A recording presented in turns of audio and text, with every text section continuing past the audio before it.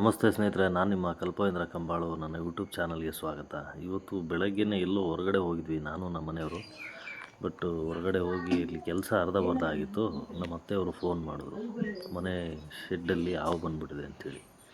So ನನಗೆ ಭಯ, ಹೆಂಗಪ್ಪ ಪಾಪು, ಸಣ್ಣ ಪಾಪು ಬೇರೆ ಮನೇಲಿ ಬಿಟ್ಟು ಹೋಗಿದ್ವಿ, ಇದು ಮಾಡ್ತಾರೆ ಅಂಥೇಳಿ. ಸೊ ಅಷ್ಟೊತ್ತಿಗೆ ಗಣೇಶನಿಗೆ ಫೋನ್ ಮಾಡಿದೆ. ಗಣೇಶ ಇಮಿಡಿಯೇಟ್ ಬಂದು ನೋಡಿ ನಾಗರಾವಿದೆ ಮನೆಯಲ್ಲಿ ಅಂತೇಳಿ ತುಂಬ ಆತಂಕ ಪಟ್ಕೊಂಡು ಆತರ ಬಿದ್ದು ವಾಪಸ್ ಓಡಿ ಬಂದ್ವಿ. 1.5 ವರ್ಷದ ಮುಂಚೆ ನಮ್ಮ ಹೋಟ್ಲಲ್ಲಿ ಸೇಮ್ ಇಷ್ಟೇ ಸೈಜ್ ಇತ್ತು, ಬಂದಿತ್ತು. ಅದು ನಾನೇ ಹಿಡ್ದಿದ್ದೆ, ಈ ಥರ ಡಬ್ಬ ತೊಗೊಂಡು ಒಂದು ಅಂದಾಜಲ್ಲಿ ಸಿಕ್ಕಿತ್ತು. ಒಂದು ಐಡಿಯದ ಮೇಲೆ ಹಿಡಿದ್ಬಿಟ್ಟು ಒಳ್ಳೆ ಜಾಗಕ್ಕೆ ಬಿಟ್ಟೆ ಬಿಡಿ. ಬಟ್ ಇದು ಹೆಂಗಾಗ್ಬಿಟ್ಟೆ ಅಂದರೆ, ಈಗ ಟೇಬಲ್ ಮೂಲೆಯಲ್ಲಿ ಸೇರ್ಕೊಂಡಿರೋದ್ರಿಂದ ನಾವು ಕೈ ಹಾಕಿ ಹಿಡಿಯೋಕ್ಕಾಗಲ್ಲ. ಅದಕ್ಕೆ ಐಡಿಯಾ ಇರೋರೇ ಬರಬೇಕು. ನಾವು ಕೈಲಾದರೂ ಪ್ರಯತ್ನ ಪಟ್ಟು ಬಟ್ ಹಿಡಿಯೋಕ್ಕಾಗ್ತಿಲ್ಲ. ಯಾಕೆಂದರೆ ನಾಗರಾವ್ ಹಿಡಿಯೋಕ್ಕೆ ಐಡಿಯಾ ಬೇಕು. ಸುಮ್ಮನೆ ನಾವೇನೋ ಮಾಡ್ತೀವಿ ಅಂತ ಹೋಗಿ ಸುಮ್ಮನೆ ಬೇಡ ಸವಾಸಲ್ಲ ಅಂತೀವಿ. ನಾನು ಧೈರ್ಯ ಮಾಡ್ತಿದ್ದೆ, ನಮ್ಮ ಮನೇಲಿ ಬಿಡ್ತಿಲ್ಲ, ಬೇಡ ಅಂತೀನಿ. ನಿಮಗೂ ಕೈಕಾಲು ವೈಬ್ರೇಷನ್ ಆಗುತ್ತೆ. ಯಾಕೆಂದರೆ ನಾಗರಾವ್ ಅಂದರೆ ಅಷ್ಟು ಭಯ. ನೋಡೋಣ ಅವ್ರು ಬರ್ತಾರೆ. ಸೊ ಹಂಗಾಗಿ ವೆಯ್ಟ್ ಮಾಡ್ತಾಯಿದ್ದೀವಿ. ಗುರಾಯಿಸೋರು ಸಿಕ್ಕಾಬಿಟ್ಟೆ, ತೋರಿಸ್ತೀನಿ ನಾನು, ಬನ್ನಿ. ಈಗ ನೆಟ್ಟಿಗೆ ಹೆಂಗೆ ಬಂದ್ರೆ ಗೋಲ್ಟಾಗಿರಿ ಅಷ್ಟೇ, ಆಯಿತಾ? ನೋಡಿ ಎಷ್ಟು ಚೆನ್ನಾಗಿದ್ದೀರಾ. ಅಯ್ಯೋ ಬಾ ಬಾ ಬಾ ಬಾ, ಏನು ಕಳಿಯ ರೀ. ನೋಡು, ಸೂಪರ್ ರೀ, ತುಂಬ ಚೆನ್ನಾಗಿದ್ದೀರಾ. ಕೊನೆಗೂ ಭಯದಿಂದ ದೂರ ಆಗಬೇಕಾಗಿತ್ತು. ಅಣ್ಣವ್ರು ಬಂದರು, ನಾನು ಕಾಲ್ ಮಾಡಿ 20 ನಿಮಿಷಕ್ಕೆ ಸರಿಯಾಗಿ ಬಂದರು. ಸೊ ಒಂದು 2-3 ಬರ್ತಾರೆ ಆ ವಿಡಿಯೋಕ್ಕೆ ಅಂತ ನಾನು ಅಂದ್ಕೊಂಡ್ರೆ ಒಬ್ಬರೇ ಬಂದಿದ್ದಾರೆ. ಇವ್ರು ಬಂದವ್ರು ಏನು ಬರೀ ಕೈಯಲ್ಲಿ ಬರಲಿಲ್ಲ. ಅದು ಅವ್ರದ್ದು ಆ ವಿಡಿಯೋ ಒಂದು ಟೂಲ್ ತೊಗೊಂಡು, ಒಂದು ಬ್ಯಾಗ್ ತೊಗೊಂಡು, ಬ್ಯಾಗಲ್ಲಿ ಏನಿದೆಯಪ್ಪ ಅಂತ ತೆಗೆದು ನೋಡ್ರು. ಕುತೂಹಲ, ನಮ್ಮ ಮನೆಯಲ್ಲಿ ಇದ್ದಿದ್ದ ಹಾವುಗಿನ್ನ ಡಬಲ್ 2 ಪಟ್ಟು ದೊಡ್ಡ ದೊಡ್ಡ ಹಾವುಗಳು ಬಾಕ್ಸಲ್ಲಿ ಆಲ್ರೆಡಿ ಅವ್ರು ರಕ್ಷಣೆ ಮಾಡಿ ಹಿಡ್ಕೊಂಬಂದಿದ್ರು. ನೋಡೋಣ ಹೆಂಗೆ ಹಿಡಿತಾರೆ ಅಂತ ಕುತೂಹಲ ಆಯಿತು. ನೋಡಿ, ಅವ್ರದ್ದೊಂದು ಟೂಲ್ ಇರುತ್ತೆ, ಆ ಟೂಲ್ ತಗೊಂಡು ಆಚೆ ಹೇಳಿದ್ರು. ಸಲೀಸಾಗಿ ಆಚೆ ಬಂತು. ಬಟ್ಟು ನಮಗೆ ಇಷ್ಟೊತ್ತು ಏನು 2-3 ಅವರು ಅಷ್ಟು ಭಯದಲ್ಲಿದ್ದೋ ನೋಡಿ, ಅವ್ರಿಗೆ ಬರೀ 2 ನಿಮಿಷಕ್ಕೆ ಅದನ್ನು ಹೆಂಗೆ ಹಿಡಿಬೇಕು ಆ ಮೂಲೆಯಲ್ಲಿ ಅಂತ ಐಡಿಯಾ ಬಂತು. ಸೊ ಹಂಗೆ ಹಿಡ್ಕೊಂಡ್ರು. ನೋಡಿ, ಅವ್ರು ಹಂಗೂ ಬೇಡ ಅಂದರು. ನಾನು ಧೈರ್ಯ ಮಾಡಿ ನಾನು ಒಂದು ಸರಿ ಹಿಡಿತೀನಿ ಅಂತ ಹೇಳಿದೆ. ನೋಡಿ, ಅವ್ರ ಹತ್ರ ಗಲಾಟೆನೇ ಮಾಡಲ್ಲ. ಅದು ಎಷ್ಟು ಚೆನ್ನಾಗಿ ಆಟ ಆಡ್ತಾರೆ ಅದ್ರ ಜೊತೆ. ಅಂದರೆ ಒಂದು ಅವಿನಾಭಾವ ಸಂಬಂಧ ಇರುತ್ತೆ ಈ ಹಾವುಗಳಿಗೆ, ಇವು ರಕ್ಷಣೆ ಮಾಡೋರಿಗೆ. ಸೊ ಅದು ಅವರಿಂದ ಮಾತ್ರ ಸಾಧ್ಯ. ಯಾರು ಕೈ ಹಾಕಕ್ಕೆ ಹೋಗ್ಬಿಡಿ, ನಾವು ರಕ್ಷಣೆ ಮಾಡ್ತೀವಿ ಅಂತೇಳಿ. ನೋಡಿ, ಅಸಾಧ್ಯ ಹಾವಿದು, ತಳ್ಬಿಡ್ತು ಡಬ್ಬನೇ. ಹಿಂಗೆ ಐಡಿಯಾ ಮಾಡಿ ಮಲಗಿಸಿ, ಏನೋ ಐಡಿಯಾ ಮಾಡಿ ಅವ್ರ ಐಡಿಯದ ಪ್ರಕಾರ ಹಿಡಿದ್ಬಿಟ್ಟು ಬಾಕ್ಸ್ ಒಳಗಡೆ ಹಾಕಿದ್ರು. ನೋಡಿ ಎಷ್ಟು ಚೆನ್ನಾಗಿ ಹಾಕ್ಬಿಟ್ರು. ಸೊ ಇವ್ರಿಗೆ ಐಡಿಯಾ ಇರುತ್ತೆ. ಮತ್ತು ನೋಡಿ, ಇವ್ರ ಟೀ ಶರ್ಟ್ ನೋಡಿ ಪೂರ್ತಿ ಹಾವಿನ ಮಾರ್ಕೆ ಹಾಕ್ಕೊಂಡಿದ್ದಾರೆ. ನೋಡಿ ಭಾಳ ಖುಷಿ ಆಯಿತು. ಮತ್ತು ಬಗ್ಗೆ ಕುತೂಹಲ ಇದೆ, ಅವ್ರ ಬಾಯಿಂದನೇ ತಿಳ್ಕೊಳ್ಳೋಣ ಬನ್ನಿ ಏನು ಹೇಳ್ತಾರೆ ಅಂಥೇಳಿ. ನೋಡಿ, ಅಣ್ಣವ್ರು ಆನ್ ಟೈಮಿಗೆ ಬಂದರು. ನಾನು ಫೋನ್ ಮಾಡಿ ಬರೀ 20 ನಿಮಿಷ ಅಷ್ಟೇ ಆಗಿರೋದು. ನೆಲಮಂಗಲದಿಂದ ಬಂದಿದ್ದೀವಿ. ನಾನು ಸುಗ್ನಳ್ಳಿ ಅವ್ರಿಗೆ ಹಣ ಅವರು ಹಾಂ, ಬಟ್ ಅವ್ರಿಗೆ ಕಾಲ್ ಮಾಡಿದೆ, ಅವ್ರು ನಾಗಮಂಗಲ ಎಲ್ಲ ಇದ್ದೀನಿ ಅಂತ ಹೇಳಿದ್ರು. ಹಂಗಾಗಿ ಇವರು ಕಾಂಟ್ಯಾಕ್ಟ್ ಮಾಡಿ ಬರೀ 20 ನಿಮಿಷ ಅಷ್ಟೇ ಆಗಿದೆ. ಇಷ್ಟು ಬೇಗ ಬಂದು ನಮಗೆ ಸಹಾಯ ಮಾಡಿದ್ದಾರೆ. ಅಂದರೆ ಹಾವು ಅಂದರೆ ಎಂಥವ್ರಿಗೂ ಭಯ ಇರುತ್ತೆ, ನಮಗೂ ಭಯ ಇದ್ದೇ ಇತ್ತು. ಸೊ ಅಣ್ಣವ್ರು ಅಷ್ಟು ಬೇಗ ಬಂದರು. ಅಣ್ಣ ತುಂಬ ಥ್ಯಾಂಕ್ ಯು. ಇಲ್ಲ, ಅದು ನಮ್ಮ ಕರ್ತವ್ಯ. ಯಾಕೆಂದರೆ ನಮಗೆ ಈಗ ಹಾವಿನ ರಕ್ಷಣೆ ಮಾಡೋದಕ್ಕೆ ನಮ್ಗೆ ಗೊತ್ತಿರೋದ್ರಿಂದನೇ ನಾವು ನೀವು ನಮಗೋಸ್ಕರ ನಮಗೆ ಕಾಂಟ್ಯಾಕ್ಟ್ ಮಾಡ್ಬಿಟ್ಟು ನೀವು ನಮಗೆ ಕರೆ ಮಾಡ್ತೀರ.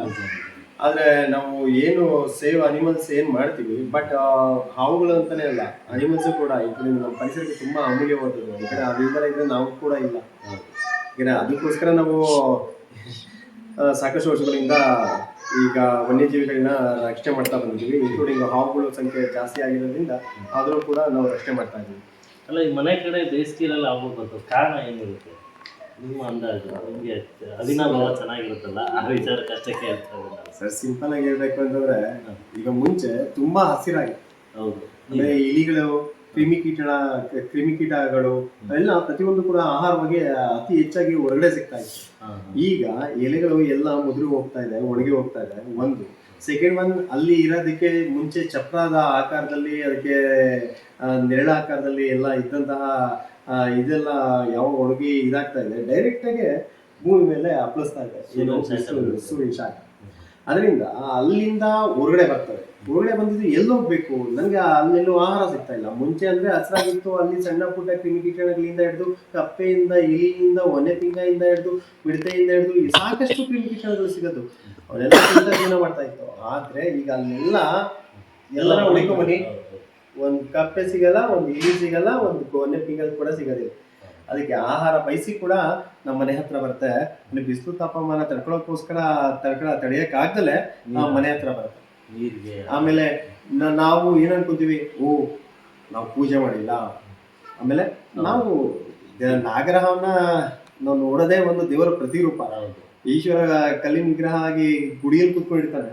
ಆದ್ರೆ ಇಲ್ಲೆಲ್ಲ ನಮ್ಮ ರೈತರಿಗೆ ಮತ್ತೆ ಇಲಿಗಳು ತಿನ್ನೋದಕ್ಕೋಸ್ಕರನೇ ಹಾವುಗಳು ಇರೋದು. ಯಾಕಂದ್ರೆ ಇಲಿಗಳ ಸಂಖ್ಯೆ ಜಾಸ್ತಿ ಆಗಿದೆ. ಜಸ್ಟ್ ನಾವು ಇವತ್ತು ಪ್ಲೇಗ್ ಬಂದು ಸಾಯ್ತಾ ಇತ್ತು. ಆಹಾರನೂ ಸಿಗ್ತಿಲ್ಲ, ಪ್ಲೇಗ್ ಬರೋದು. ನಮ್ಗೆ ಆಹಾರ ಸರ್, ನಮ್ಗೆ 30-40% ಆಹಾರ ನಮ್ಗೆ ನಾವು ಎಕ್ಸ್ಟ್ರಾ ತಗೊಂಡ್ಬರ್ತಾ ಇದೀವಿ ಮನೆಗೆ ಅಂತಂದ್ರೆ ಅದು ನಮ್ಮ ಹಾವುಗಳಿಂದ.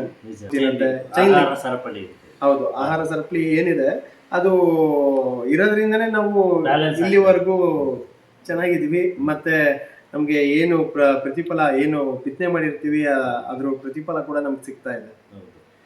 ಆದ್ರೆ ಮೇಯ್ನ್ ಏನಪ್ಪಾ ಅಂದ್ರೆ ಈ ಬೇಸಿಗೆ ಟೈಮಲ್ಲಿ ಹಾವುಗಳು ಹೊರಗಡೆ ಎಲ್ಲೋ ತುಂಬಾ ಕಿಲೋಮೀಟರ್ ಗಟ್ಟಲೆ ಇರಲ್ಲ, ಮನೆ ಆಸುಪಾಸ ಇರ್ತವೆ. ಆದ್ರೆ ನಾವು ಯಾವುದೇ ವಸ್ತುಗಳನ್ನ ಆಗ್ಲಿ ಕೆಳಗಡೆ ಇಡೋ ಬದಲು ಒಂದು ಅಟ್ನೆ ಹಾಕ್ಬಿಟ್ಟು ಅದ್ರ ಮೇಲ್ಗಡೆ ಇಡಿ, ಯೂಸ್ ಮಾಡ್ದಲ್ಲ ಇಲ್ಲದ ವಸ್ತುಗಳನ್ನ ಹೊರಗಡೆ ದೂರ ಅಂದ್ರೆ ದೂರ ಇಟ್ಬಿಡಿ.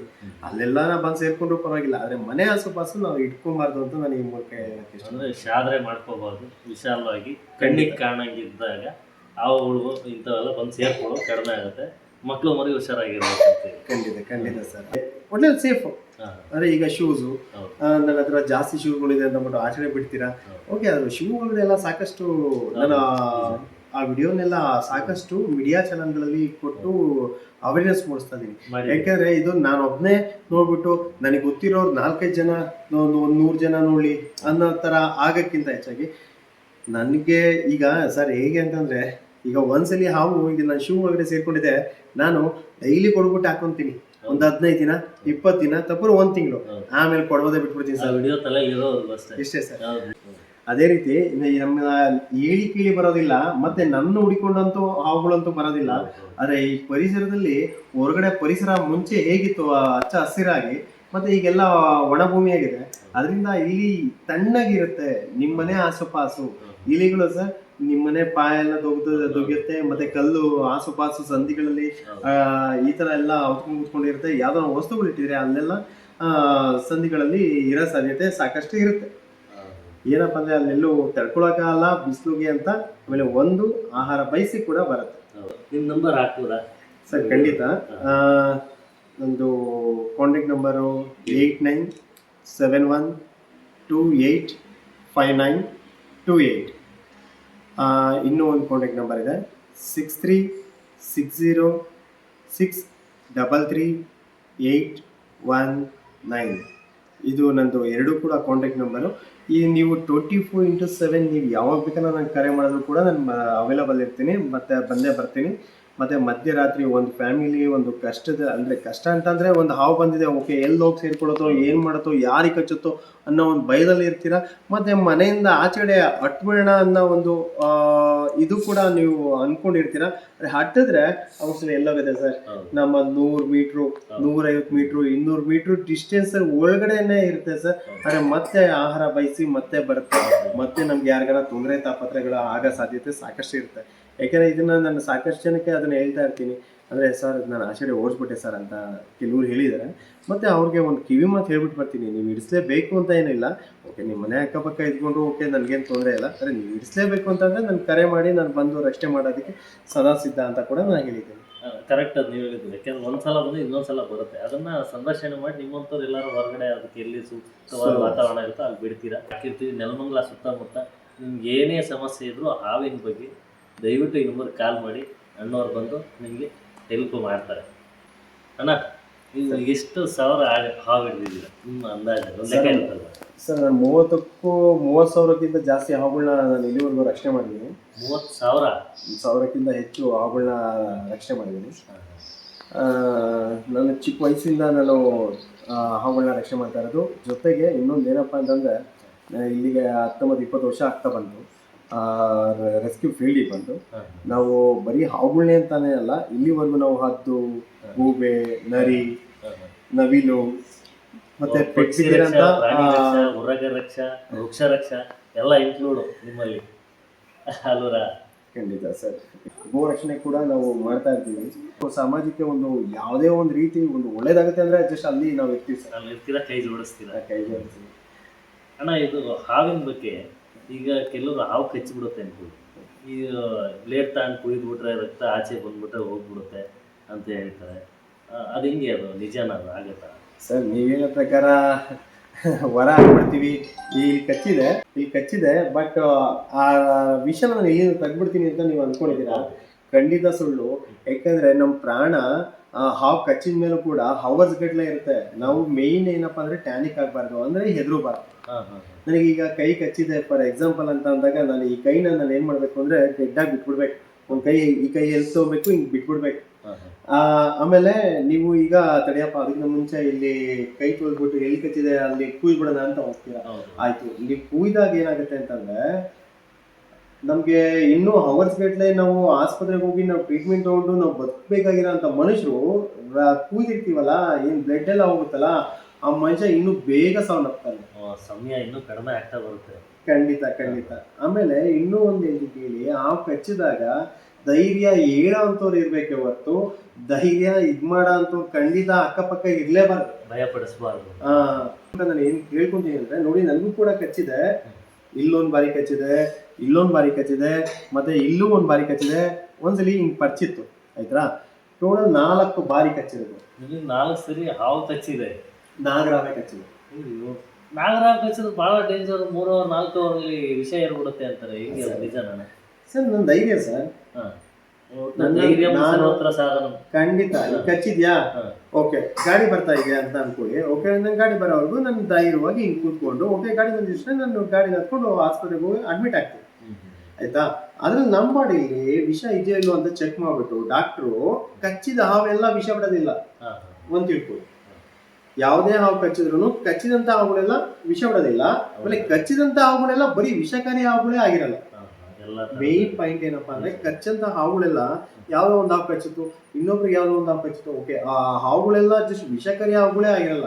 ಯಾಕಂದ್ರೆ ಹಾವುಗಳ ಜಾತಿ ಬಗ್ಗೆ ನಾವು ತಿಳ್ಕೊಬೇಕು. ಅದು ನಾವು ಪ್ರತಿಯೊಬ್ಬರು ಕೂಡ ತಿಳ್ಕೊಬೇಕಾಗಿರೋಂಥ ಇದು ವಿಚಾರ ಅದು. ಯಾಕೆಂದ್ರೆ ಹಾವುಗಳಲ್ಲಿ ಈಗ ನಮಗೆ ಕಾಮನ್ ಆಗಿ ಅತಿ ಹೆಚ್ಚಾಗಿ ತುಂಬಾ ವಿಷಕಾರಿ ಹಾವುಗಳಲ್ಲಿ ನಾಗರ ಹಾವು, ಒಳಕು ಮಂಡಲ ಜಾತಿಯ ಹಾವು, ಗರಗಸ ಮಂಡಲದ ಹಾವು, ಕಟ್ಟು ಹಾವು, ಈ 4 ಪ್ರಭೇದ ಅತಿ ಹೆಚ್ಚಾಗಿರುವಂತಹ ವಿಷಕಾರಿ ಹಾವುಗಳಲ್ಲಿ 4 ಜಾತಿಗಳು. ಅದರಲ್ಲೂ ಬೇರೆ ಜಾತಿ ಹಾವುಗಳು ಅಂತಂದಾಗ ಜನ ಸತ್ತಿದ್ದಾರೆ. ವಿಷನೇ ಇಲ್ಲ ಹಾವಿಗೆ, ಬೈಕ್ ಕಚ್ಚಿಸ್ಕೊಂಡು ಸತ್ತಿದ್ದಾರೆ. ನೀವು ನಂಬ್ತೀರಾ? ಅದೇ ನೀವು ಹೇಳಿದ್ರಿ ಫಸ್ಟ್ ಪ್ಯಾನಿಕ್ ಆಗ್ಬಾರ್ದು. ಆ ಬೈಕ್ ಯಾವ ಕಚ್ತು ಮೈಂಡಲ್ಲಿ ಇಟ್ಕೊಂಡಾಗ ಅದಕ್ಕೆ ಹೊರಟೋಗ್ತಾರೆ. ಖಂಡಿತ. ಒಬ್ಬರಿಗೆ ಕಣ್ಣಿಗೆ ಬಟ್ಟೆ ಕಟ್ಬಿಟ್ಟು ಇಲ್ಲಿ ನೋಡಪ್ಪ ಹಾವು ಅಂತ ಅಂದ್ಬಿಟ್ಟು ತೋರಿಸ್ಬಿಟ್ಟು, ಆತಂಗೆ ಭಯ ಇರುತ್ತೆ, ನಾನು ಇಟ್ಕೊಂಡಿದ್ದೀನಿ, ನೀನೇ ಹೆದರ್ಬೇಡ ಅಂತ. ಸರ್, ಒಂದು ಸೂಜಿ ತಗೊಳ್ಳಿ, ಆತನ ಹತ್ರಕ್ಕೆ ಹೋಗ್ಬಿಟ್ಟು ಹಿಂಗೆ ಚಿಚ್ಬಿಡಿ ಸರ್, ಆತ ಖಂಡಿತ ಅಲ್ಲಿರೋದೇ ವಿಷಯನೇ ಇರಲ್ವಲ್ಲ. ಸೂಜಿದ ಒಂದು ಚಿಚ್ಚೂರಿ ಸಾಕು, ಮನುಷ್ಯ ಸೋತಾಗ್ತಾನೆ ಹಾವನ್ನ ತೋರಿಸ್ಬಿಟ್ಟು. ಈ ತರ ಇರ್ಬೇಕಾದ್ರೆ ಹಾವಿನ ವಿಷ ಏರ್ಬಿಟ್ಟು ಸಾಯೋದಿದೆಯಲ್ಲ, ಅದು ಅವರ್ಸ್ ಗಟ್ಲೆ ಸರ್, ತುಂಬಾ ದೂರ ಇರುತ್ತೆ ಸರ್. ಇಷ್ಟು ಕಿಲೋಮೀಟರ್ ಅಂದ್ರೆ ಅವರ್ಸ್ ಗಟ್ಲೆ ಇರುತ್ತೆ. ನಾವು ಯಾವಾಗ ಎದ್ಕೊಂತೀವಿ, ಇಷ್ಟು ಹತ್ರ ತಗೊಂಡ್ಬರ್ತೀವಿ. ಇಷ್ಟು ಹತ್ರ ಯಾರು ತಗೊಂಬರೋದು? ನಾವೇನೆ. ಅದೇ ಬೇಡ, ಇದೆ ಇದ್ಕೊಳ್ಳೋದೇ ಬೇಡ. ಇದ್ಕೊಳ್ಳೋದೇ ಯಾಕೆ? ಆಮೇಲೆ ಈಗ ಕೈಗೆ ಹಾವು ಕಚ್ಚಿದೆ, ಈ ಕೈಗೆ ಹಾವು ಕಚ್ಚಿದೆ, ಓಕೆ, ನನ್ನ ಕೈಲಿ ಏನಿದೆ ಇವನ್ನೆಲ್ಲ ತೆಗ್ದ್ಬಿಡ್ಬೇಕು. ನನ್ನ ಕೈ ಕಾಲು ಯಾವ್ದ್ರಲ್ಲ ಇರಬಾರ್ದು, ಏನು ಇರಬಾರ್ದು. ಆ ತರ ಫಸ್ಟ್ ರಿಮೂವ್ ಮಾಡ್ಬೇಕು. ಫಸ್ಟ್ ಅದೆಲ್ಲ ತೆಗೆದ್ಬಿಟ್ಟು ಕಚ್ಚಿದ ಜಾಗದಿಂದ ಏನೇ ತೂಕ ಇರ್ತದಾಗಲಿ ಇದಾಗಲಿ ಇದು ಮಾಡಬಾರ್ದು. ಖಂಡಿತ ಫ್ರೀ ಬಿಟ್ಬಿಡ್ಬೇಕು, ಡೆಡ್ ಆಗಿ ಬಿಟ್ಬಿಡ್ಬೇಕು. ಈ ಕೈಗೆ ನಾವು ಎಕ್ಸರ್ಸೈಸ್ ಕೆಲಸ ಕೊಡಬಾರ್ದು. ಈಗ ನಾನು ಈಗ ಕಚ್ಚಿಸ್ಕೊಂಡೆ ಅನ್ಕೊಳ್ಳಿ, ಅಯ್ಯೋ ಹಾವು ಕಚ್ಬಿಡ್ತೀವಿ, ಏನಪ್ಪ ಮಾಡೋದು? ಈಗ ಕೊಡ್ಕೊಂಡು ಕೂತ್ಕೊಂಡೆ ಸರ್, ಎಷ್ಟು ಗೊತ್ತಾ, ಇಲ್ಲಿರೋ ಸಾವನ್ನ ಇಷ್ಟು ಹತ್ರ ತಗೊಂಡ್ ಬರ್ತಾ ಇರ್ತೀವಿ. ನಾವು ಆತರ ಯಾವುದೇ ಕಾರಣಕ್ಕೂ ಆತರ ಮಾಡಕ್ ಹೋಗ್ಬಾರ್ದು. ಈ ತರ ಎಲ್ಲ ಇರುತ್ತೆ. ಆಮೇಲೆ ಇನ್ನೊಂದು ಅದೇನು ನೀವು ಹೇಳಿದ ಏನು ಮಂತ್ರ ಹಾಕೋದ್ರಿಂದ ಅಂತ ನೀವು ಕೇಳಿದ್ರೆ ಅವಾಗ ಒಂದು ಮಾತು ಹೇಳಕ್ ಇಷ್ಟಪಡ್ತೀನಿ. ಮಂತ್ರ ಶಕ್ತಿಯಿಂದ ಖಂಡಿತ ಯಾವುದೇ ಕಾರಣಕ್ಕೂ ಹಾವಿನ ವಿಷ ಇಳಿಯಲ್ಲ ಸರ್. ಅದು ಕಚ್ಚಿದ್ರೆ ನೋಡಿ, ಈಗ ಫಾರ್ ಎಕ್ಸಾಂಪಲ್ ಈಗ ಇಲ್ಲಿ ಕಚ್ಚಿದ್ರೆ ಅದು ನಿಮ್ ರಕ್ತಕ್ಕೆ ಬೆರೆಯುತ್ತೆ ಸರ್. ಇಲ್ಲಿಂದ ಇಲ್ಲಿ ಹೋಗುತ್ತೆ, ಇಲ್ಲಿಂದ ಎಲ್ಲ ಕಡೆ ಸ್ಪ್ರೆಡ್ ಆಗುತ್ತೆ. ಅದರಿಂದ ರಕ್ತದಕ್ಕೆ ಮಾತ್ರ ಅದು ಬೆರೆಯುವಂಥದ್ದು ವಿಷ. ಆದ್ರೆ ಇನ್ನೊಂದು ಏನಪ್ಪಾ ಅಂದ್ರೆ ಮಂತ್ರ ಹಾಕ್ಬಿಟ್ಟು ಇಳಿಸ್ಬಿಡ್ತೀನಿ ಅಂತ ಸರ್, ಹೆಂಗೆ ಸರ್? ಸಾಧ್ಯನೇ ಇಲ್ಲ ಸರ್. ಆಮೇಲೆ ಇನ್ನೊಂದು ಏನೋ ಆಯುರ್ವೇದಿಕ್ ಕೊಟ್ಬಿಟ್ಟು ನಾನು ಅದರಿಂದ ಇಳಿಸ್ತೀನಿ ಅಂತ ಕೂಡ ಒಬ್ರು ಕೇಳ್ತಾ ಇದ್ರು. ಓಕೆ, ಅದ್ರ ಬಗ್ಗೆನೂ ಹೇಳ್ತೀನಿ. ಮತ್ತೆ ಯಾವುದೋ ಒಂದು ಬೇರಿಂದೋ ಮತ್ತೊಂದು ಏನೋ ಒಂದು ಕೆಮಿಕಲ್ ಇರುತ್ತೆ, ಮತ್ತೆ ಅದನ್ನ ಕುಡಿದ್ಬಿಟ್ರೆ ಆಟೋಮೆಟಿಕ್ಲಿ ವಾಂತಿ ಮಾಡ್ಬಿಡ್ತಾರೆ, ನಿದ್ದೆ ಮಾಡಂಗಿಲ್ಲ ಅನ್ನೋ ತರ ಎಲ್ಲ ಹೇಳ್ತಾ ಇದಾರೆ. ಆಕ್ಚುಲಿ ಅದು ಕೂಡ ಖಂಡಿತ ಶುದ್ಧ ಸುಳ್ಳು. ಮಂತ್ರವಾದಿ ಹತ್ರನೋ ಇಲ್ಲ ಇನ್ನೊಬ್ರ ಹತ್ರನೋ ಏನು ಹೋಗಿರ್ತಾರೆ, ಅವ್ರುಗಳೆಲ್ಲಾರು ಬದುಕಿದಾರೆ 100%. 100% 100 ಜನ ಬದುಕಿದಾರ. ನಾನು ನಿಮ್ಗೆ ಕ್ವಶನ್ ಮಾಡಿಲ್ಲ ಇಲ್ಲ ಅಲ್ವಾ ಸರ್? ಎಷ್ಟೋ ಜನ ಸತ್ತಿರ್ತಾರೆ, ಆದ್ರೆ ನಿಮ್ ಟೈಮ್ ಹೀರೋಗಿತ್ತು ಅಂತ ಹೇಳ್ತಾರೆ. ಆಕ್ಚುಲಿ ಅವ್ರಿಗೆ ವಿಷ ಹೊಡೆದಿರುತ್ತೆ, ವಿಷ ಒಳಗಡೆ ಇಂಜೆಕ್ಟ್ ಆದಾಗ ಆತ ಸಾವನ್ನಪ್ತಾನೆ. ಮಂತ್ರತಂತ್ರದಿಂದ ಏನೂ ಆಗಲ್ಲ. ಆಮೇಲೆ ಇನ್ನೊಂದೊಂದು ವಿಷಕಾರಿ ಹಾವೇ ಕಚ್ಚಿದೆ ಅನ್ಕೊಳ್ಳಿ, ನನಗೆ ಏನ್ ಹೇಳ್ದೆ, ನನಗೆ ಕಚ್ಚಿರೋದು 4 ಬಾರಿ, ಅದರಲ್ಲಿ 1 ಬಾರಿ ನನಗೆ ವಿಷನೇ ಏರಿಲ್ಲ, ಇನ್ನು 3 ಬಾರಿ ನಾನು ಆಸ್ಪತ್ರೆಗೆ ಅಡ್ಮಿಟ್ ಆಗಿ ನಾನು ಕ್ಲಿಯರ್ ಆಗ್ಬಿಟ್ಟು ಬಂದೆ. ಆಯ್ತಾ?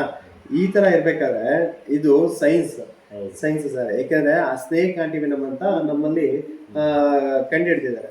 ಅದು ನಮ್ಗೆ ತುಂಬಾ ಅಮೂಲ್ಯವಾದದ್ದು. ಮತ್ತೆ ನಾವು ಏನು ಟ್ಯಾನಿಕ್ ಆಗಬಾರ್ದು, ಎಸ್ಪೆಷಲಿ ಎಲ್ಲಿ ಸಿಗುತ್ತೆ ಅಂತ ತಿಳ್ಕೊಂಡು ಫಸ್ಟ್ ಆ ಆಸ್ಪತ್ರೆಗೆ ನಾವು ಅಡ್ಮಿಟ್ ಆಗ್ಬೇಕು. ತಾಲೂಕು ಆಸ್ಪತ್ರೆಗಳಲ್ಲೂ ಇರ್ತಾರೆ, ಆದ್ರೆ ಅಲ್ಲಿ ICU ಇಂಟಿಗ್ರೇಟರ್ ಆ ಥರ ಮತ್ತೊಂದು ಏನು ಇರೋದಿಲ್ಲ. ಆದ್ರೆ ಪ್ರೈವೇಟ್ ಆಸ್ಪತ್ರೆಗಳಲ್ಲಿ ಇರುತ್ತೆ. ಆದ್ರೆ ಜೀವ ಉಳಿಸ್ಕೊಳ್ಳೋದಕ್ಕೆ ಅಲ್ಲಿ ದುಡ್ಡು ಕೊಟ್ಟು ಪ್ರೈವೇಟ್ ಆಸ್ಪತ್ರೆಗಳಲ್ಲಿ ನಾವು ಬದುಕೊಂಡು ಬರ್ತೀವಿ. ಗೌರ್ಮೆಂಟ್ ಆಸ್ಪತ್ರೆಗೂ ಕೂಡ ನಾನು ಹೋಗಿ ಸ್ನೇಕ್ ಆಂಟಿವೆನಮ್ 1-2 ಡೋಸ್ ಏನೋ ಹಾಕಿದ್ರು. ಬಟ್ ಆ ಟೈಮಲ್ಲಿ ನನಗೆ ಏನಾಯ್ತು ಅಂದ್ರೆ ತಲೆ ಸುತ್ತು ಬಂತು. ನಾನು ಕೇರ್ ಮಾಡೋವಂಥವ್ರು ಇರಲಿಲ್ಲ. ಬಟ್ ಅದರಿಂದ ನಾನು ಇಮಿಡಿಯೇಟ್ಲಿ ನಾನು ಗೌರ್ಮೆಂಟ್ ಆಸ್ಪತ್ರೆಯಿಂದ ಪ್ರೈವೇಟ್ ಆಸ್ಪತ್ರೆಗೆ ಹೋದೆ. ಇದು ನನ್ನ ಇದು ವೈಯಕ್ತಿಕವಾಗಿ ಹೇಳ್ತಾ ಇರೋದು. ಯಾಕಂದ್ರೆ ಗೌರ್ಮೆಂಟ್ ಆಸ್ಪತ್ರೆಯಲ್ಲಿ ಸಿಗುತ್ತೆ, ವಿಕ್ಟೋರಿಯಾ ಅಲ್ಲಿ ನಿಮಾನ್ಸ್ ಅಲ್ಲಿ ಕಳ್ಸ್ಕೊಟ್ಬಿಡ್ತಾರೆ, ಬೆಂಗಳೂರು ಕಳ್ಸ್ಕೊಡ್ತಾರೆ. ಇಲ್ಲಿ ಜೀವ ಅಮೂಲ್ಯವಾದದ್ದು. ದಯವಿಟ್ಟು ನೀವು ಗೌರ್ಮೆಂಟ್ ಹಾಸ್ಪಿಟ್ಲು ಅದು ಇದು ಅಂತ ನೋಡೋದಕ್ಕಿಂತ ನಿಮ್ಗೆ ಎಲ್ಲಿ ಟ್ರೀಟ್ಮೆಂಟ್ ಸಿಗುತ್ತೋ ಅಲ್ಲಿ ಬೇಗ ಅಡ್ಮಿಟ್ ಆಗಿ ನಿಮ್ಮ ಏನು ಯಾವ ಕಡಿತಕ್ಕೆ ಒಳಗಾಗಿರ್ತೀರ ಅದರಿಂದ ಹೊರಬರ್ಬೋದು ಅಂತೇಳಿ ಹೇಳ್ತಾರೆ. ಯಾವುದೇ ಕಾರಣಕ್ಕೂ ನಾಟಿ ಔಷಧಿ ಮಂತ್ರ ಯಾವುದಕ್ಕೂ ಬಗ್ಗಲ್ಲ. ಯಾಕೆಂದರೆ ಅವರು 32,000 ಹಾವು ಹಿಡ್ದಿದ್ದಾರೆ. ಅವ್ರಿಗೆ ಅದು ಏನು ಅವಿನಾಭಾವ ಸಂಬಂಧ ಗೊತ್ತಿರುತ್ತೆ ಹಾವುಗಳು. ಸೊ ಇದಿಷ್ಟು ಇವರು ಮಾಹಿತಿ ಆಯ್ತಾ. ಥ್ಯಾಂಕ್ ಯು ಅಣ್ಣ. ನಿಮಗೆ 24x7 ಅವೈಲಬಲ್ ಇರ್ತೀನಿ. ಮತ್ತು ಇಲ್ಲಿ ಅಂತಲೇ ಎಲ್ಲ ಆಲ್ ಓವರ್ ಕರ್ನಾಟಕದಲ್ಲಿ ನಮ್ಮ ಉಲಗ ರಕ್ಷಕರು ಎಲ್ಲ ಕಡೆ ಇದ್ದಾರೆ. ನೀವು ಸಂಪರ್ಕ ಮಾಡಿಬಿಟ್ಟು ತುಮಕೂರಲ್ಲೋ, ಕೋಲಾರದಲ್ಲೋ, ಮಂಗಳೂರಲ್ಲೋ, ಹಾಸನಲ್ಲೋ, ರಾಯಚೂರಲ್ಲೋ, ಗುಲ್ಬರ್ಗದಲ್ಲೋ ಎಲ್ಲೋ ಒಂದು ಕಡೆ ಹಾವಿದೆ ಅಂತ ಅಂದಾಗ ನಿಮ್ಮ ಸ್ನೇಹಿತರು ಗೊತ್ತಿರಲ್ಲ, ನಿಮ್ಗೆ ಫ್ಯಾಮಿಲಿ ಫ್ರೆಂಡ್ ಅವ್ರಿಗೂ ಕೂಡ ಗೊತ್ತಿರಲ್ಲ. ಮತ್ತೆ ಅವಾಗ ನಾನು ನಿಮ್ಗೆ ಮಾತ್ರ ಪರಿಚಯ ಇರ್ತೀನಿ, ರಾಯಚೂರ್ಗೆ ಹೋಗ್ತಾರ ಇವರು, ತುಮಕೂರು ಹೋಗ್ತಾರ ಅಂತ ನೀವು ಅನ್ಕೊಬಹುದು. ಆದ್ರೆ ನಾನು ಅಲ್ಲಿರುವಂತಹ ನಮ್ಮ ಸ್ನೇಹಿತರು ಏನಿರ್ತಾರೆ ಉಲಗ ರಕ್ಷಕರು, ಅಂಥವ್ರಿಗೆ ನಾವು ಕರೆ ಮಾಡ್ಬಿಟ್ಟು ಇಂಥ ಲೊಕೇಶನ್ ಅಲ್ಲಿ ಇಂಥ ಮನೆಯಲ್ಲಿ ಇದೆಯಂತೆ ಹಾವು, ಖಂಡಿತ ನೀವು ರಕ್ಷಣೆ ಮಾಡಿ ಯಾವ ಹಾವು ಅಂತ ಅಂದ್ಬಿಟ್ಟು ನಾವು ಕೂಡ ಅವ್ರಿಗೆ ಇನ್ಫಾರ್ಮ್ ಮಾಡ್ತೀವಿ. ಆಲ್ ಓವರ್ ಕರ್ನಾಟಕ ನಿಮಗೆ ಲಿಂಕ್ ಇರೋರು ಇದ್ದೇ ಇರ್ತಾರೆ, ಒಬ್ರಲ್ಲ ಒಬ್ರು. ಸೊ ಹಾಗಾಗಿ ಎಲ್ಲಾರು ಯಾಕೆಂದ್ರೆ ಒಂದೊಂದು ಕ್ಷೇತ್ರದಲ್ಲೂ ಒಬ್ಬೊಬ್ರು MLA ಅಂತ ಏನಿದ್ದಾರೆ 224 ಕ್ಷೇತ್ರಗಳಲ್ಲಿ, ಅದೇ ರೀತಿ ನಮ್ಮ 224 ಕ್ಷೇತ್ರಗಳಲ್ಲೂ ಸಾಕಷ್ಟು ಉಲಗ ರಕ್ಷಕರಿದ್ದಾರೆ. ಇಲ್ಲ, ಒಳ್ಳೇದು. ಈಗ ನಾನು 3 ಸಲ ಯೋಚನೆ ಮಾಡಿದೆ, ಇಲ್ಲಿ ನಮ್ಮ ಹತ್ರದಲ್ಲಿ ಸಿಗ್ತಾರೆ ಗೂಗಲ್ ಮಾಡಿದೆ, ಸಿಗಲಿಲ್ಲ. ಕೊನೆಗೆ ಇವ್ರದ್ದು ವಿನಿಯನ್ನೋ ನಂಬರ್ ಸಿಕ್ತು, ಅವ್ರಿಗೆ ಕಾಲ್ ಮಾಡಿದೆ. ಅವ್ರು ಹೊರಗಡೆ ಇದ್ದೀನಿ, ಇಮಿಡಿಯೇಟ್ ನಿಮ್ಮ ಕೈಲೇ ಕಾಲ್ ಮಾಡಿಸಿದ್ರು. ನನ್ನ ನಂಬರ್ ಕೇಳ್ತಾ ಇಲ್ಲ, ಅವರೇ ಕಾಲ್ ಮಾಡ್ತಾರೆ ಸರ್, ನೀವು ಟೆನ್ಷನ್ ತೊಗೊಬಿಡಿದ್ರು. ಸೊ ಅದೇ ಟೈಮ್ ನೀವು ಕಾಲ್ ಮಾಡಿದ್ರೆ ಅಷ್ಟೇ ಬಂದರೆ ನಮ್ಗೇನೋ ಭಾಳ ಹೆಲ್ಪ್ ಆಯ್ತು. ಅದೊಂದು ಭಾಳ ಖುಷಿ. ನೀವು ಅವ್ರಿಗೆ ಕಾಲ್ ಮಾಡ್ಬೋದು, ಇಲ್ಲ ನೀವು ನನಗೆ ಕಾಲ್ ಮಾಡ್ಬೋದು. ಓಕೆ, ನಾನು ಬಿಸಿ ಇದ್ರೆ ಅವ್ರಿಗೆ ಕಾಲ್ ಕೊಡ್ತೀನಿ, ಅವ್ರು ಬಿಸಿ ಇದ್ರೆ ನನಗೆ ಕಾಲ್ ಕೊಡ್ತೀನಿ. ಅಂದ್ರೆ ಇಬ್ರಲ್ಲಿ ಒಬ್ರಾದ್ರೂ ಖಂಡಿತ ಬಂದೇ ಬರ್ತೀವಿ. ಯಾಕೆಂದ್ರೆ ಅವರು ನಾವು ಅಂತ ಭೇದ ಭಾವ ಯಾವುದೂ ಇಲ್ಲ. ಯಾಕೆಂದ್ರೆ ನನಗೆ ತುಂಬಾ ಆತ್ಮೀಯ ಒಳ್ಳೆ ಸ್ನೇಹಿತರು ಕೂಡ. ಮತ್ತೆ ಅಟೆಂಡ್ ಆಗ್ಬೇಕು, ಅವರಾದ್ರೂ ಸರಿ ನೀವಾದ್ರೂ ಸರಿ. ಆ ವ್ಯಕ್ತಿ ಕಷ್ಟಕ್ಕೆ, ಆ ಮನೆತನದ ಕಷ್ಟಕ್ಕೆ ನೀವು ಅಲ್ಲಿ ಹೋಗಿ ನಿಮ್ಮ ಕೈಲಾಗಿ ಸಹಾಯ ಮಾಡಬೇಕು. ಹಾ ಸರ್, ಈಗ ಒಂದು ಫ್ಯಾಮಿಲಿ ಡ್ಯಾನಿಕ್ ಆಗಿದೆ ಅಂತಂದ್ರೆ ಆ ಫ್ಯಾಮಿಲಿನ, ಯಾಕೆಂದ್ರೆ ನಾನೇನು ಪೊಲೀಸ್ ಅಲ್ಲ ಏನೂ ಅಲ್ಲ, ಆದ್ರೆ ಆ ಫ್ಯಾಮಿಲಿಗೆ ಈಗ ಪ್ರೆಸೆಂಟ್ ಏನಪ್ಪ ತೊಂದರೆ ಆಗ್ತಿದೆ ಅಂತಂದ್ರೆ ಈಗ ಹಾವಿಂದ ಮುಕ್ತಿ ಹೊಂದ್ಬೇಕು. ಅದರಿಂದ ಹಾವಿಗೆ ಸಂಬಂಧಪಟ್ಟಂಗೆ ಅಂತಂದಾಗ ಆಲ್ಮೋಸ್ಟ್ ನಮ್ಮಂತ ಹುಡುಗ ರಕ್ಷಕರ ಎಲ್ಲಾ ಕಡೆ ಇರ್ತಾರೆ. ಮತ್ತೆ ನೀವು ಅವ್ರಿಗೆ ಕರೆ ಮಾಡಿದಾಗ ಜಸ್ಟ್ ಅವ್ರು ಬಂದು ಅವನ್ನ, ಅಂದ್ರೆ ನಾನು ಹೇಳೋದು ಇಷ್ಟೇ ಸರ್, ಯಾರೋ ಒಬ್ಬ ಬರ್ತಾನೆ, ಯಾರೋ ಒಬ್ಬ ತಡೆಯಪ್ಪ ಅವಣ್ಣ ಹಿಡಿಯೋದ್ ನಾನು ನೋಡಿದೀನಿ, ಹಿಂಗ್ ಹಿಡಿದ್ಬೇಡ ಅಂತ ಹೋಗ್ತಾರೆ, ಅವ್ರಿಗೆ ತೊಂದರೆ ಆಗೋ ಸಾಧ್ಯತೆ ಇರುತ್ತೆ. ನಾವು ಗೊತ್ತಿರೋ ವಿದ್ಯೆನ ನಾವು ಎಲ್ಲರಿಗೂ ಆಲ್ಮೋಸ್ಟ್ ಈ ತರ ಏನೋ ಹಾವುಗಳು ಕಂಡು ಬಂದ್ರೆ ನಮ್ ಕರೆ ಮಾಡ್ಬೋದು ಅಂತ ನಾವು ಎಲ್ಲರಿಗೂ ಮಾಹಿತಿ ಕೂಡ ಕೊಟ್ಟಿದ್ದೀವಿ. ಎಲ್ಲ ಕಡೆ ಇದ್ದಾರೆ ಅಂತ ಕೂಡ ಇಲ್ಲಿನ ಸಾಕಷ್ಟು ನ್ಯೂಸ್ ಚಾನೆಲ್ ಅವರು ಕೂಡ ಸಾಕಷ್ಟು ನೋಡಪ್ಪ ಇಂಥ ಕಡೆ ಇದೆ, ಹೋಗಿ ರೆಸ್ಕ್ಯೂ ಮಾಡಿ ಅಂತ ಕೂಡ ಸಾಕಷ್ಟು ಪಾಪ ಕರೆ ಮಾಡಿ ನಮಗೆಲ್ಲ ಮಾಹಿತಿ ಕೂಡ ಕೊಟ್ಟಿದ್ದಾರೆ. ಜಸ್ಟ್ ಅಲ್ಲೆಲ್ಲ ಹೋಗಿ ನಾವು ರೆಸ್ಕ್ಯೂ ಕೂಡ ಮಾಡಿದ್ದೀವಿ. ಯಾಕೆ ಈ ಮಾತೆಲ್ಲ ಹೇಳ್ತಿದ್ದೀನಿ ಅಂದರೆ, 1 ಗಂಟೆ ಆಗಲಿ 2 ಗಂಟೆ ಆಗಲಿ 3 ಗಂಟೆ ಆಗಲಿ ತಡೆಯಪ್ಪ 12 ಗಂಟೆ ಆಗಿದೆ ಈಗ ಬರ್ತಾರೋ ಇಲ್ವೋ, ಹಾವು ಯಾವುದೋ ಒಂದು ಮೂಲೆಯಲ್ಲಿ ಹಾವ್ಕೊಂಡು ಕೂತ್ಕೊಂಡಿರುತ್ತೆ, ಯಾರು ತಿರುಗಾಡ್ದಲ್ಲೇ ಇಲ್ಲದ ಟೈಮಲ್ಲಿ. ಯಾಕೆಂದ್ರೆ ಅವ್ರನ್ನ ಯಾವ ಟೈಮಲ್ಲಿ ಕರೆ ಮಾಡೋದು ನೀವು ಬಂದು ಊರಾಗ ರಕ್ಷಣೆ ಮಾಡಿ ಅವ್ರನ್ನ ಕಷ್ಟದಿಂದ ಪಾರು ಮಾಡ್ತೀರಾ. ಇಡೀ ಕರ್ನಾಟಕದಲ್ಲಿ ಎಲ್ಲ ಕಡೆ ಕಾಂಟ್ಯಾಕ್ಟ್ ಇರುತ್ತೆ. ಒಬ್ಬರನ್ನ ಯಾರಾದ್ರು ಕಾಂಟ್ಯಾಕ್ಟ್ ಮಾಡಿದ್ರೆ ಇಡೀ ಕರ್ನಾಟಕದಲ್ಲಿ ಎಲ್ಲ ವ್ಯವಸ್ಥಿತವಾಗಿ ವ್ಯವಸ್ಥೆ ಆಗುತ್ತೆ. ಒಬ್ರದೆಲ್ಲ ಒಂದು ಕಾಂಟ್ಯಾಕ್ಟ್ ಮಾಡಿ ಆ ಕಷ್ಟದಿಂದ ಆಚೆ ಬರೋವಷ್ಟು ಪರಿಹಾರ ಮಾಡಿಕೊಡ್ತಾರೆ. ಥ್ಯಾಂಕ್ ಯು ಅಣ್ಣ, ಥ್ಯಾಂಕ್ ಯು. ನೋಡಿದ್ರಲ್ಲ ಇವತ್ತಿನ ವಿಡಿಯೋ. ಅರುಣ್ ರಾಜಣ್ಣವ್ರು ಬಂದು ನಮಗೆ ಒಂದು ಹಾವು ರೆಸ್ಕ್ಯೂ ಮಾಡಿಕೊಂಡು ನಮಗೂ ಭಾಳ ಅನುಕೂಲ ಆಯಿತು. ಸೊ ಇದೇ ಥರ ಅವ್ರ ನಂಬರ್ ಹಾಕಿರ್ತೀವಿ, ಸ್ಕ್ರೀನ್ ಮೇಲೆ ಬರ್ತಾ ಇರುತ್ತೆ, ಮತ್ತು ಅವ್ರ ವಿಸಿಟಿಂಗ್ ಕಾರ್ಡು ಸಹ ಇಲ್ಲಿ ಕಾಣಿಸುತ್ತೆ ನೋಡಿ. ಸೊ ಇದಕ್ಕೆ ಕಾಲ್ ಮಾಡ್ಬೋದು. ನಿಮ್ಗೆ ಯಾವುದೇ ರೀತಿ ಹಾವಿನ ಸಮಸ್ಯೆ ಇದ್ದರೆ ಅವ್ರು ಪರಿಹಾರ ಮಾಡಿಕೊಡ್ತಾರೆ. ಸೊ ಇವತ್ತಿನ ವಿಡಿಯೋ ಇಷ್ಟ ಆಗಿತ್ತು. ಮುಂದಿನ ವಿಡಿಯೋದಲ್ಲಿ ಸಿಗೋಣ. ಹಾಗೆ ನನ್ನ ಯೂಟ್ಯೂಬ್ ಚಾನಲಲ್ಲಿ ಯಾರ್ಯಾರು ಹೊಸ್ದಾಗಿ ವಿಡಿಯೋ ನೋಡ್ತಾಯಿದ್ರು ಅವ್ರು ದಯವಿಟ್ಟು ಸಬ್ಸ್ಕ್ರೈಬ್ ಮಾಡ್ಕೊಳ್ಳಿ. ಮತ್ತು ನಾನು ಹಾಕ್ತಾ ಇರೋ ವಿಡಿಯೋದ ಕಂಟೆಂಟ್ ಏನಿದೆ ಅದನ್ನು ಒಂದು ಕಾಮೆಂಟ್ ಮುಖಾಂತರ ತಿಳಿಸಿ, ಮುಂದೆ ತಿದ್ಕೊಳ್ಳೋಕ್ಕೆ ನನಗೆ ಅನುಕೂಲ ಆಗುತ್ತೆ. ಅದೊಂದು ಅನುಕೂಲ ಮಾಡಿಕೊಡ್ಬೇಕು ನೀನು. ಹಾಗೆ ನನ್ನ ಫೇಸ್ಬುಕ್ಕು ಇನ್ಸ್ಟಾ ಪೇಜನ್ನು ಫಾಲೋ ಮಾಡೋದು ಮರಿಬೇಡಿ. ಧನ್ಯವಾದ. ಶರಣಯ್ಯ.